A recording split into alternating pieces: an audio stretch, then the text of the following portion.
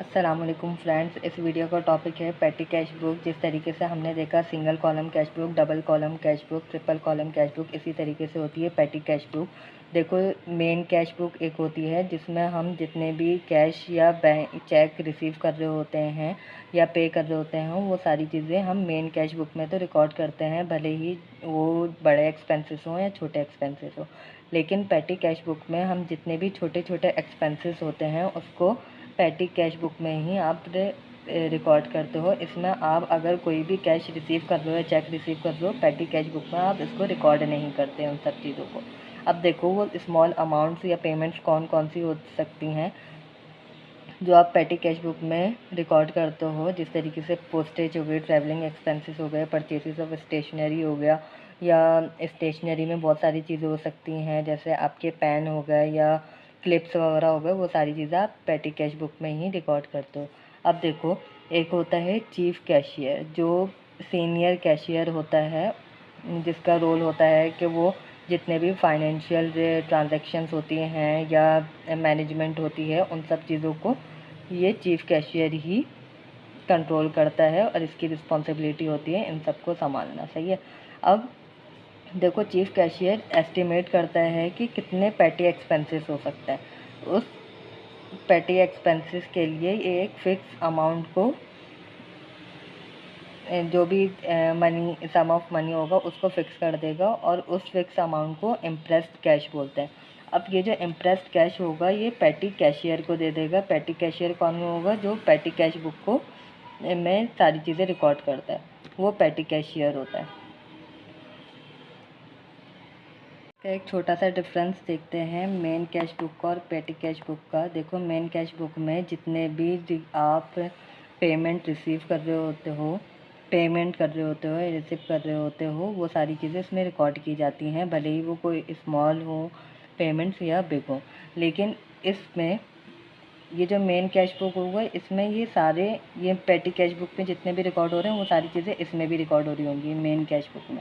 लेकिन पेटी cash book में सिर्फ पेमेंट्स रिकॉर्ड होंगी और वो भी सिर्फ स्मॉल एक्सपेंसेस जितने भी होंगे वो सारे इसमें रिकॉर्ड होंगे।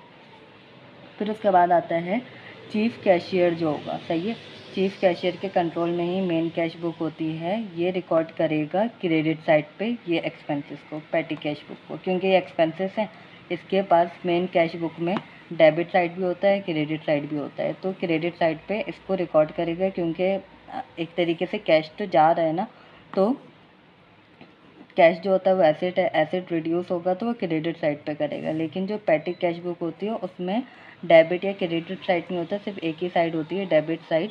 ठीक है। और पेटी कैशियर जो होगा उसको डेबिट साइड पे ही रिकॉर्ड करेगा, क्योंकि क्रेडिट साइड तो इधर है ही नहीं, तो इसीलिए वो सिर्फ एक ही साइड पे रिकॉर्ड करेगा। अब यहाँ पे आप फॉर्मेट देखो, यहाँ पे आप सबसे पहले कंपनी का नेम लिखोगे, फिर पेटी कैश बुक की हेडिंग लिखोगे, फिर उसके बाद अमाउंट रिसीव, मतलब आप चीफ कैशियर से जितनी अमाउंट रिसीव करोगे उसको यहाँ लिखोगे, डेट लिखोगे, पर्टिकुलर्स या रेफरेंस वो यहाँ पे लिखोगे, मतलब कौन से रीज़न से जिसकी वजह से एक्सपेंसेस हुए हैं ये सारे। फिर उसके बाद voucher number, total rupees, travelling expenses, postages, stationery, office expenses और माइसिलियंस एक्सपेंसेस। अब माइसिलियंस एक्सपेंसेस वो सारे एक्सपेंसेस होते हैं जिसको आप कोई पर्टिकुलर नेम नहीं दे सकते, तो आप उन सारे एक्सपेंसेस को इसमें डाल देते हो। देख, या आप कैटेगराइज नहीं कर पा रहे होते हैं कि वो एक्सपेंसेस कौन से होंगे जिसको आप पर्टिकुलर एक्सपेंस में डालो। ठीक है। अब जिस तरीके से आप माइसेलियंस एक्सपेंसेस की एग्जांपल देख लो कि अगर आप कोई मीटिंग रख रहे हो उसमें फूड और स्नैक्स मंगवा रहे हो तो वो एक्सपेंसेस इसमें आ जाएंगे। कॉफ़ी, प्लेट्स, स्टाफ के लिए कोई गिफ्ट हो गया, पोस्टेज स्टैम्प्स हो गए, तो वो सारे आप इसमें डाल सकते हो। अब हम इसका एक क्वेश्चन देखेंगे। ये क्वेश्चन है पेटी कैश का, जहाँ पे आपको डिफरेंट ट्रांजैक्शंस दी हुई हैं और पेटी कैश बुक में आपको रिकॉर्ड करनी है। आप इस तरीके से तो इसका फॉर्मेट बनाओगे। अब देखो, first transaction receive from chief cashier S impress cash ₹200। Impress cash मैंने आपको अभी बताया कि जो भी आप चीफ कैशियर आपको एस्टिमेट कर देगा कि ये एक सम ऑफ अमाउंट है जो आपको पेटी कैश में या पेटी एक्सपेंसेस करने हैं, आप उससे कर सकते हो। ठीक है। तो इम्प्रेस कैश आपने रिसीव किया चीफ कैशियर से, वो अमाउंट आप यहाँ पे लिखोगे 200 रुपीज़। फिर उसके बाद आता है पेड टैक्स हायर ₹10 रुपीज़ आपने पे किए, यहाँ पे आप लिखोगे taxi hire account, travelling expense थे तो 10 रुपीज़ आपने यहाँ लिखा, और टोटल में भी आप जो एक्सपेंसेस करते जाओगे वो सारे अमाउंट यहाँ पे भी लिखते जाओगे। फिर उसके बाद देखो paid postage ₹14 and stationery ₹30। Postage में आप लिखोगे यहाँ पे, देखो पोस्टेज के लिए कॉलम बना हुआ है 14। ये देखो ये सारे एक्सपेंसेस जो हैं, कभी कभी ऐसा होता है कि ये सारे जो अकाउंट्स होते हैं वो फिक्स होते हैं, मतलब ये वाले एक्सपेंसेस तो मस्ट ही होते हैं, इसीलिए बहुत सारी कंपनीज ऐसी होती हैं जो ये वाले कॉलम्स तो ज़रूर बनाती हैं। लेकिन जब आप क्वेश्चन देखोगे तो आपको पता चलता जाएगा कि आपको कौन कौन से कॉलम्स बनाने हैं। फिर उसके बाद है स्टेशनरी ₹30। यहाँ पे आप देखो स्टेशनरी रुपीज़, स्टेशनरी के कॉलम में लिखोगे 30 रुपीज़। इस कॉलम में आप जितने भी एक्सपेंसेस होंगे वो लिखते जाना। Purchase stationery ₹24। परचेज किए स्टेशनरी, यहाँ पे देखो स्टेशनरी 24, स्टेशनरी में 24 आ जाएगा।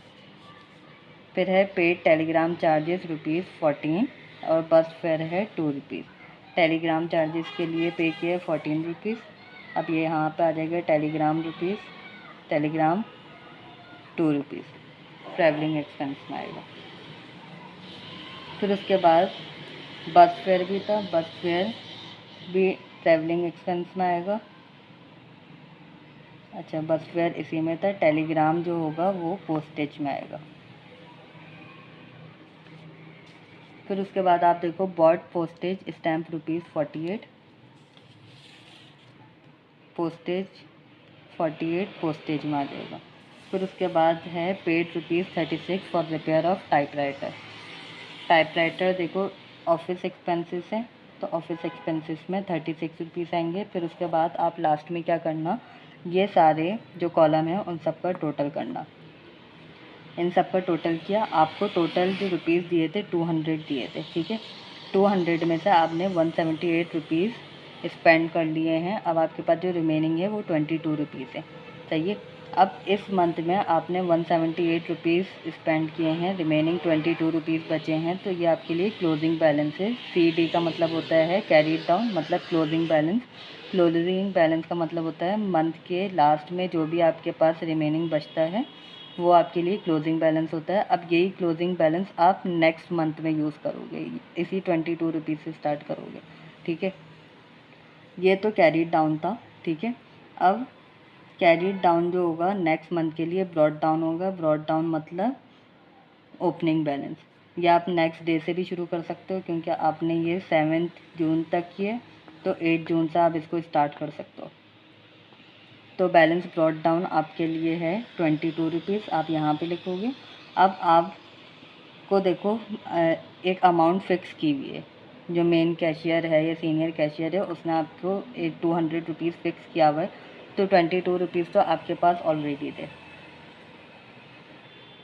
अब आपको रिमेनिंग आप कैशियर से कितने पैसे लोगे, 178 रुपीज़ लोगे। 200 में से 22 माइनस करोगे तो 178 आप रिसीव करोगे कैशियर से। तो कैश रिसीव है 178 रुपीज़।